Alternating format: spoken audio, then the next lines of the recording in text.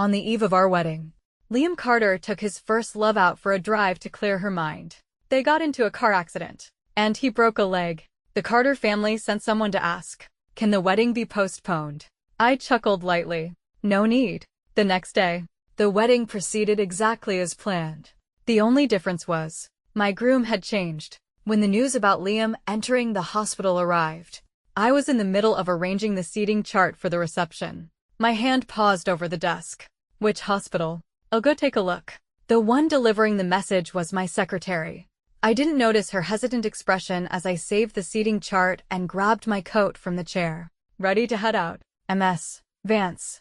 My secretary blocked my path, her expression grim. Liam was admitted with Leah Evans. I stopped in my tracks, frowning. Leah Evans. Yes, that Leah Evans. I heard Liam was taking her for a drive to help her relax when the accident happened. I tossed my coat back onto the chair, my face turning icy cold. I knew who Leah Evans was. She was Liam's ex-girlfriend, the one that got away. However, Leah came from a poor background. Her parents worked as servants for the Carter family. Because of this, the Carters had broken them up. Seeing that I no longer intended to leave, my secretary relaxed. When she entered again later, it was to announce that the Carter family had arrived. My parents, having heard the news, had rushed over immediately, worried about my emotional state. When Liam's mother, Mrs. Carter, walked in, my parents were sitting on the sofa with cold faces, glaring at her. Oh my, the in-laws are here too. What a coincidence. Mrs. Carter walked in with a plastered smile, acting overly familiar. My mother crossed her arms and scoffed. Coincidence? What's coincidental about it? Do you think we don't know the sordid things your son has done? Mrs. Carter's smile froze for a second, but quickly recovered. Oh, come now. Liam just had a little accident. No one can predict a car crash. Right. Unpredictable. Your son fooling around with another woman the day before his wedding, was that also unpredictable? My mother raised her voice. Although my father remained silent, I saw his knuckles turn white as he gripped his knees. Hearing this, Mrs. Carter finally panicked. She tried to explain, even taking the blame herself. Oh, please don't overthink it. It's all my fault. I asked Liam to give Leah a ride. I never imagined it would hurt the children. She then turned to me. Elena, you know Liam best. He really isn't that kind of person. I simply poured myself a glass of water, took a sip, and said nothing. Mrs. Carter continued. Elena, you have to trust Liam. He only has you in his heart. He's currently unconscious and in surgery. Or else he would have come personally to apologize. I gave a non-committal showing no emotion. So, about the wedding, Mrs. Carter asked tentatively. She had only one goal today, to get the Vance family to agree to postpone the wedding. I tapped my fingers on the desk, tilted my head slightly, and smiled calmly. The notices regarding the wedding have already been sent out. The guests arriving tomorrow are all prominent figures in society. Naturally, we cannot postpone. The wedding will proceed as scheduled. As for Liam's absence, I will explain it clearly at the ceremony. Thinking her goal was achieved, assuming I meant I'd handle the embarrassment of a delay. Mrs. Carter let out a sigh of relief. She left praising my sensibility. But my parents were unhappy. Elena, how could you agree to such an unreasonable request? Marriage is a lifetime event. How can you have a wedding without a groom? My mom looked at me with heartache and indignation. Mom, Dad, don't worry. I know what I'm doing. I'll handle it. I promised. My dad looked at me with a complicated expression, finally sighing in resignation. We shouldn't have raised you to be so independent. Your ideas are bigger than the sky. All right, it's late. You two go back and rest. You have to attend my wedding tomorrow. After my secretary escorted them out, I stood alone on the balcony. I swapped the water in my glass for wine. One swallow, and it burned down my throat. After a long silence, I picked up my phone, opened my contacts, found a familiar yet distant number, and quickly sent a message. I'm getting married tomorrow. The reply was almost instantaneous. I heard, you have terrible taste. My fingers tapped on the keyboard as I silently typed out a line. Then are you willing to be the groom? This time, there was no instant reply. There was no reply at all. I glanced at my phone several times. Black screen. No messages. An hour later, my phone finally lit up. Elena Vance. Come downstairs. A single line of text on the screen. I narrowed my eyes and looked through the glass to see a Maybach parked downstairs. When I got down, I saw a man standing by the car, leaning casually against it. He wore a custom-tailored suit, and his entire presence screamed two words: aristocratic elegance. Weren't you on a business trip? How did you get back so fast?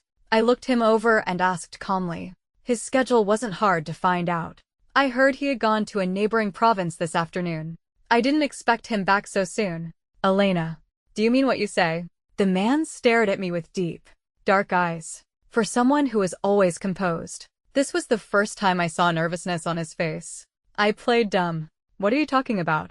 The man pulled out his phone and shoved the chat screen in front of my face. The words were glaring. Then are you willing to be the groom?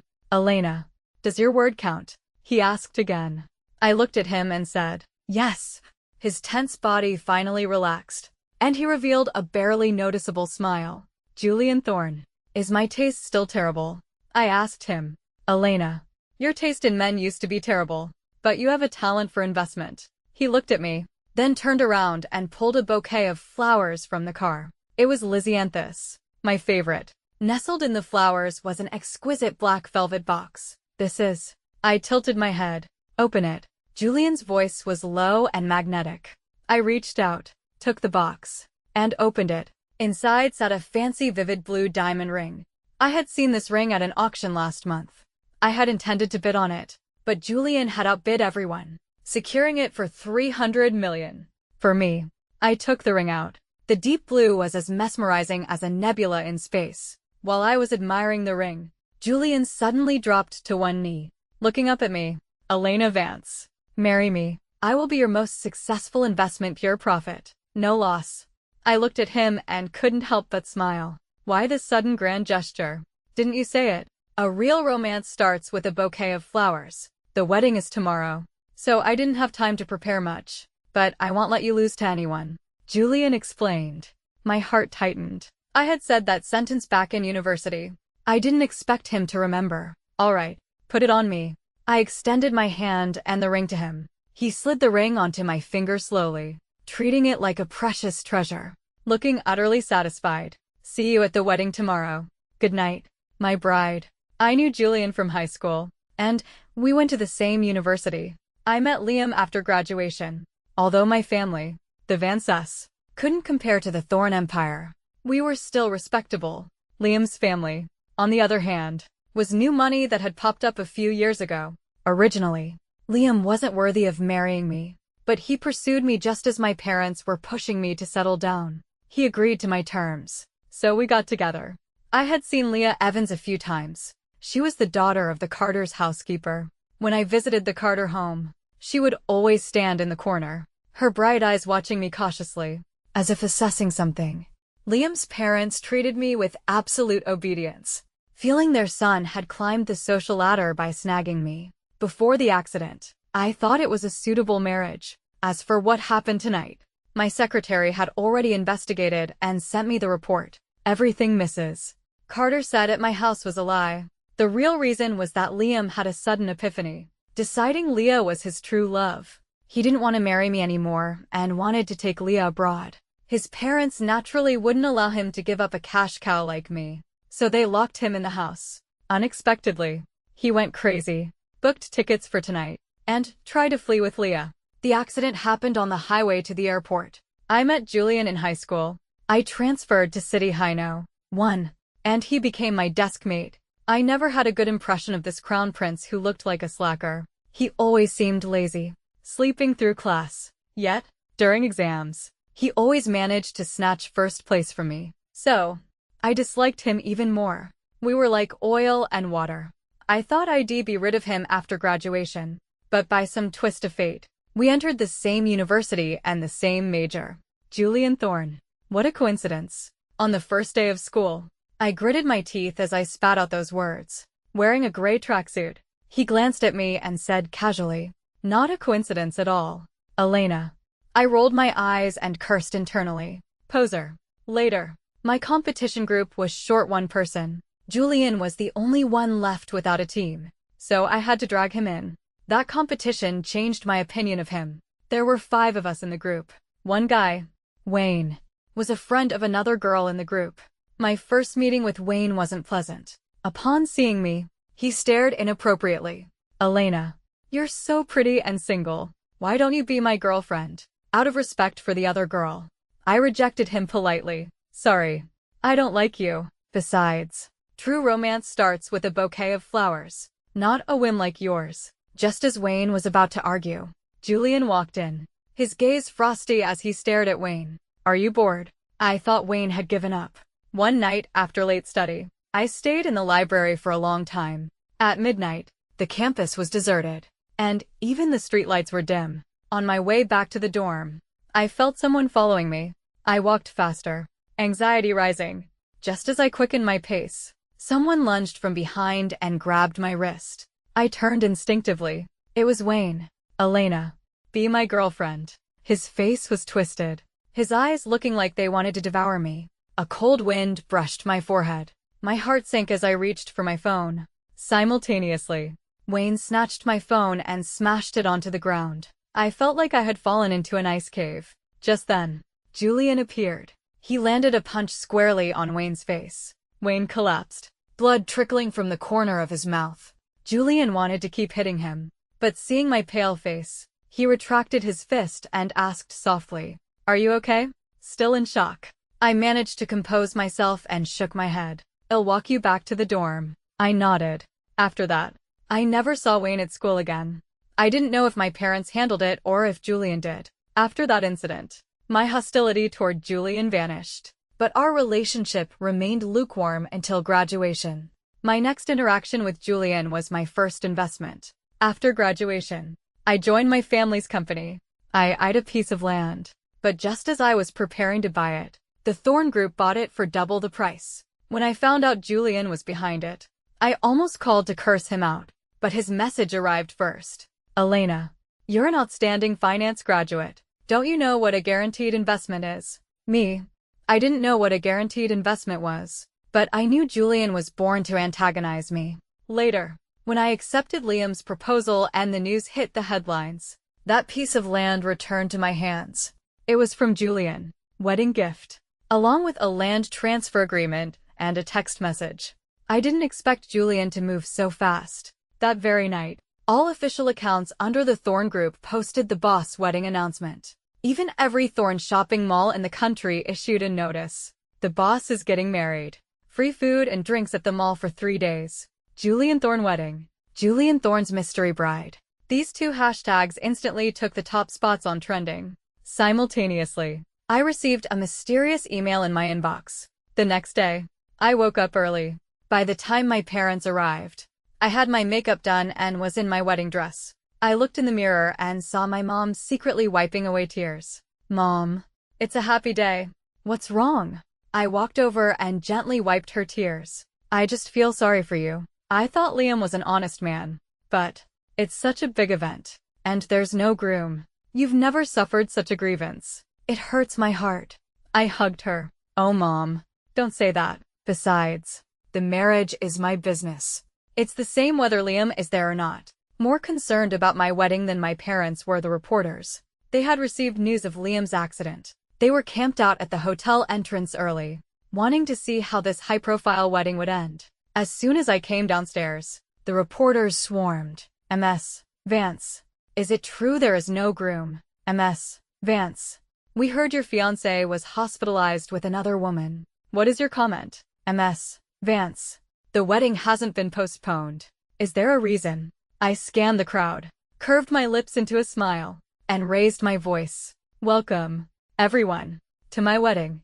I have reserved seats for you inside. Please, take your seats." These reporters were within my expectations, and naturally, I wanted to use this opportunity to build relationships with them. If the Vance Corporation wanted to reach the next level, media relations were essential. At that moment, a convoy of top-tier luxury wedding cars roared into view.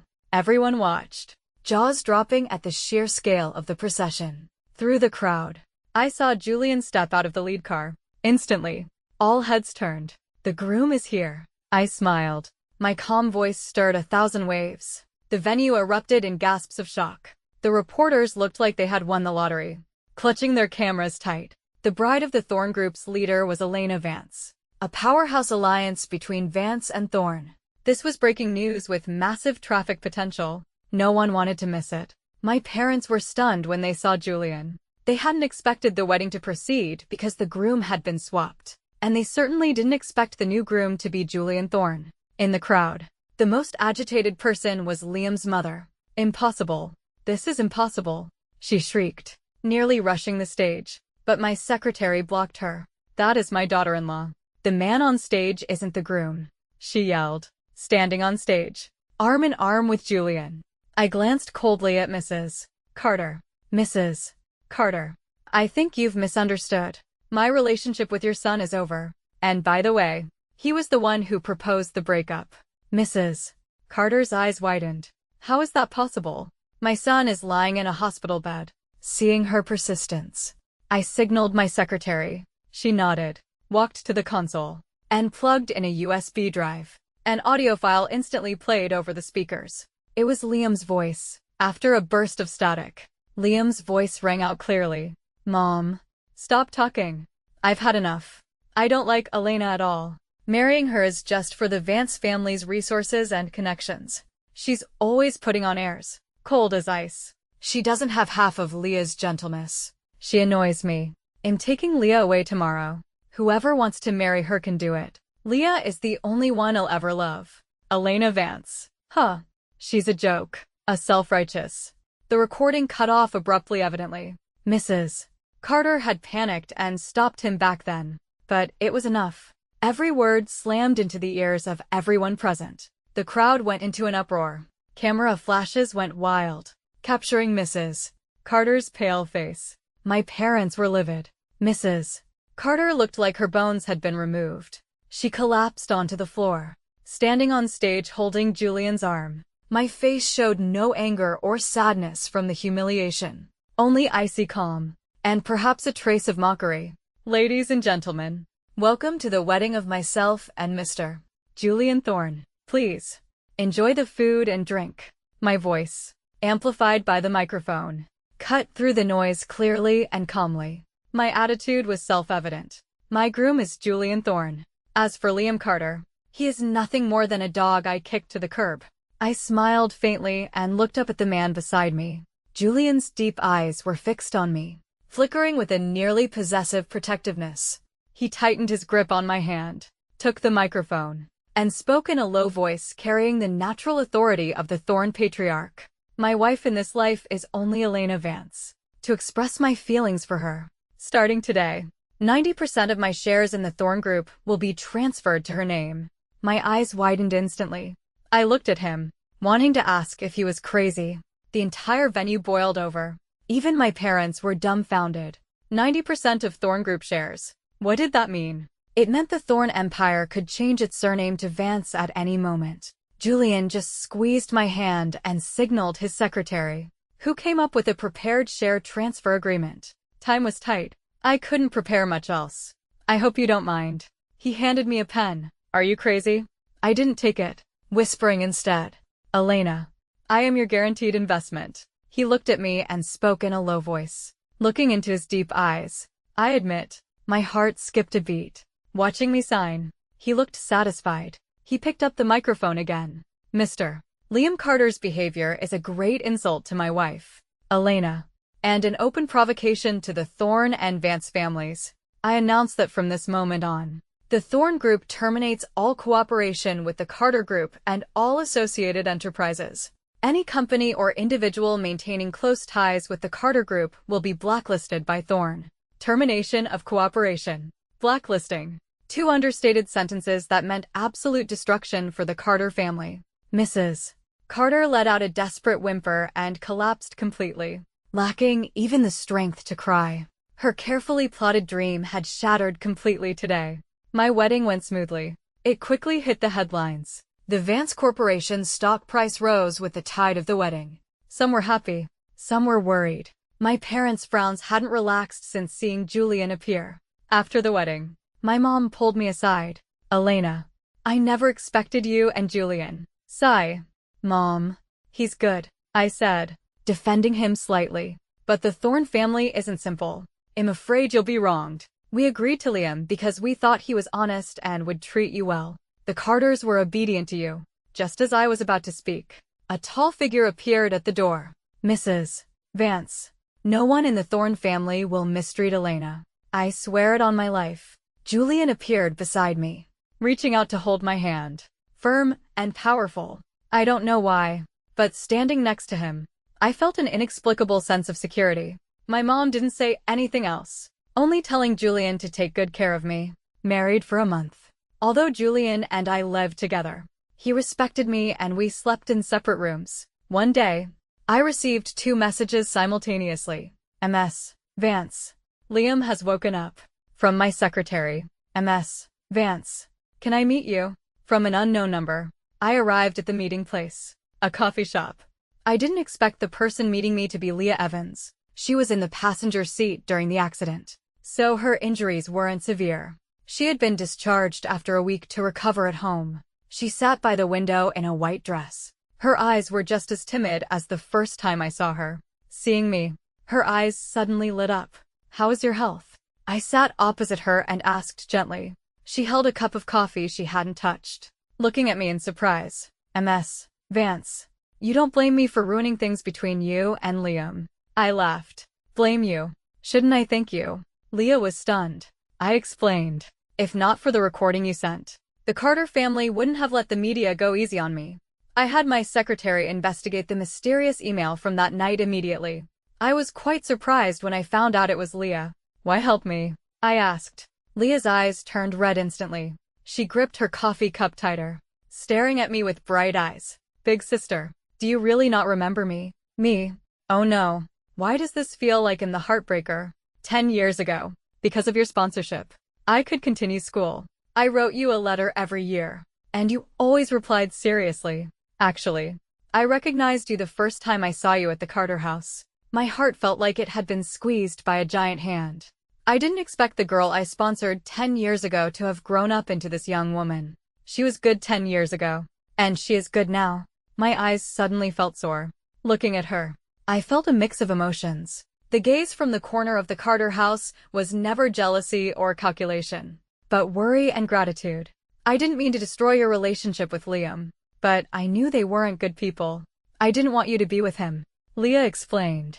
I looked at her, smiled with relief, stood up, walked over, and gently hugged this fragile yet brave girl. Thank you. Leah's body stiffened. I should be the one apologizing. I'm sorry I didn't recognize you. I whispered in her ear. Tears streamed down Leah's face. I patted her back. I remember you're about to graduate. Remember to come to Vance Corp to help me when you do. She nodded heavily. Okay, sister. One more thing. I heard Liam woke up. Don't worry. Just a clown jumping around. Sure enough, the clown appeared in front of me the next day. I had just got off work when I saw Liam sitting in a wheelchair downstairs at my company. Elena. Come out. He was still wrapped in layers of gauze, but his voice was loud. TSK. Liam. Recovering well. I see. I mocked. Liam frantically wheeled himself toward me, shouting, Elena. I was wrong. Forgive me. I was just momentarily confused. Actually, the one I love has always been you. I pinched the bridge of my nose, giving him a look of utter disgust. Just as Liam was about to get close, Julian appeared out of nowhere and blocked him. Who are you? Liam glared at him. Before Julian could speak, I took his arm, resting my head affectionately on his shoulder. Let me introduce you officially. Julian Thorne. My husband. When I said the last 2 words, Julian's body noticeably stiffened. I couldn't help but tease him further, tugging his arm. Hubby, I don't know this person. Let's go. I pulled Julian toward the parking lot. Liam watched our backs, burning with anxiety. He tried to chase us, but he wasn't skilled with the wheelchair. He accidentally rolled off the curb. He fell straight to the ground. His newly set legs made a crisp snapping sound. His face twisted in agony, looking utterly pathetic. Elena. He made a croaking sound of retention, but I didn't hear it at all. He reached out, trying to grab the hem of my clothes, but we were already gone. He lay on the ground in despair, letting the stitched wounds tear open and bleed. Regret spread through him like poison. Gone. Everything was gone. His marriage, his career, his future. Back in the car, Julian wouldn't let go of my hand. Elena, what did you just call me? He leaned forward, pressing me against the car door, his eyes dark and deep. I looked at him lazily, hooking my other finger around his tie, my pinky brushing his Adam's apple. I didn't know CO Thorne had a kink for being called hubby. I like hearing it. Julian pulled me forward, wrapping me in his arms. Looking at his solid chest, my throat felt hot. I whispered in his ear, Julian, let's go home. Calling me that here works too. Julian didn't seem to plan on letting me go. I raised an eyebrow, glancing around the car interior. You want to finish what we didn't finish on our wedding night right here, Mr. Thorne. You play wild. Julian instantly understood my meaning. A flush of red spread from his ears down his neck. However, we did finish what was left undone from the wedding night. Julian did not disappoint. Only, the guy seemed to have developed a taste for it. In bed, Julian held me in his arms, resting his chin on my shoulder, asking in a low voice, Ms. Vance, how is this investment? I thought for a moment and answered seriously, not bad. Definitely a guaranteed profit. He leaned in and kissed me again. Then I'll collect some more interest. Bonus. Recently, anonymous posts have been appearing frequently on the Vance and Thorne corporate forums, and the vibe has gotten weird. Before, the forums were full of complaints about colleagues and bosses. Now, everyone seems to be a shipper. Help. Today I saw Mr. Thorne pinning Ms. Vance against the wall in the executive elevator, kissing her.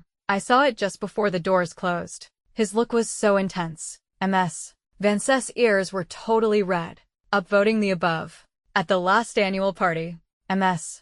Vance almost twisted her ankle. Mr. Thorne just scooped her up princess style and walked off. He whispered something in her ear, and she laughed and hit his shoulder. So sweet. That's nothing. Last general meeting. Mr. Thorne was scolding people with a serious face. Ms. Vance sent a text asking what to eat for lunch. He looked down at his phone, and the corners of his mouth instantly went up. Iceberg melted. His face-changing speed is top tier. I just know that ever since they got married, Mr. Thorne's office is always stocked with Ms. Vance's favorite brand of cookies. TSK, TSK, TSK. Standing together. They are a power couple. Eye contact that melts steel. Strongest alliance. I'm dying from the cuteness. Bonus. Julian's monologue. My name is Julian Thorne, heir to the Thorne Group. Since childhood, I lived according to the plan my family laid out for me. Sometimes, I felt more like a machine than a human. Until that day, a girl transferred into my class. Her name was Elena Vance. I remembered her name from her first self-introduction. The teacher sat her next to me. She became my desk mate. She was beautiful, like a doll. I wanted to talk to her, but she didn't seem to want to pay attention to me. No matter, I would pretend to sleep, turn my head toward her, and peek at her. Yeah, she was really pretty. That was the first time I felt like a living person. I knew that was what a heartbeat felt like. I suppressed my desire to control and possess. I stayed by her side, observing her carefully.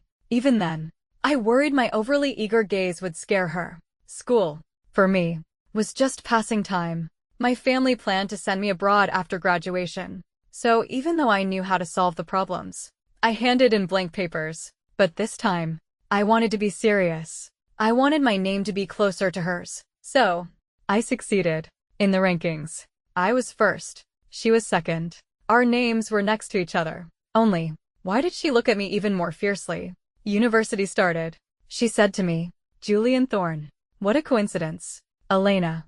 Not a coincidence at all. I replied. Elena is very smart, but also very stupid. Where in the world are there so many coincidences? I spent a fortune to get the homeroom teacher to tell me her college choices. That was the first time I rebelled against my family.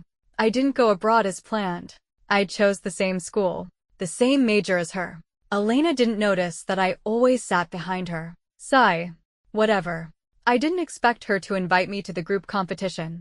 Okay, so I have a little space in her heart. But there was someone in the group I really disliked. The way he looked at Elena disgusted me. Sure enough, he actually confessed to her. But thankfully, she didn't accept. But I remembered what she said. True love starts with a bouquet of flowers. That day, I waited for Elena outside the library as usual, planning to silently escort her back to the dorm. When that dog appeared again, and he tried to touch her, I was furious. One punch felt too light.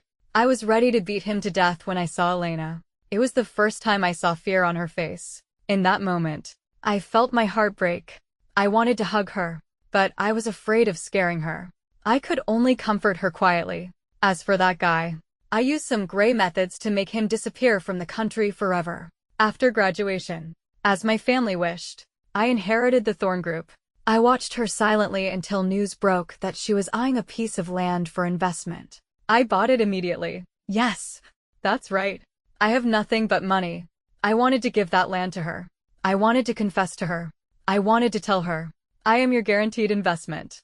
I wanted to tell her, just crook your finger, and it'll come running. I'd give you the whole world. But suddenly, she stopped talking to me. The next news I received was that she was getting married to some nobody I'd never met. That day, watching the news of her impending marriage felt like a knife twisting in my heart. The land was still sent to her as a wedding gift. I thought my unrequited love would end without a trace. I didn't expect that while I was negotiating a project out of state that night, I would receive a text. I'm getting married tomorrow. Holding back the bitterness in my heart, I replied, I heard. Terrible taste. But the next message froze me in place for 10 minutes. Then are you willing to be the groom? Once I snapped out of it, I dropped everything and chartered the fastest plane back. I wanted to shout to Elena that I was willing, but then I thought of her words. True love starts with a bouquet of flowers. Even though time was tight, I bought the flowers she liked, because I wanted to tell her, Elena, please be with me. In that moment, I felt like the luckiest person in the world. It was as if, from the first moment I saw her, my heart had exploded into fireworks, and I needed a lifetime to sweep up the ashes. Elena, I love you. MHM. I really, really love you.